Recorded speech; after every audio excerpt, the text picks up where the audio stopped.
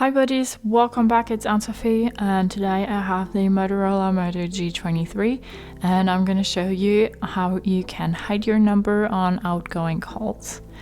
Maybe you want it to be a surprise, maybe you want to surprise a person with your call, or you want it to be a prank or whatever else. To hide your number, you need to go to your phone icon here, go to these three little dots, click on settings.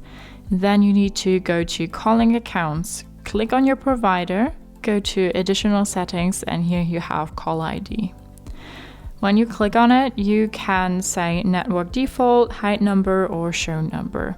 We want to hide our number, so we click on hide number, number hidden in outgoing calls. And if you make calls now, your number won't be shown on the device you're calling. So that's how you can hide your number on outgoing calls on your Motorola Moto G23.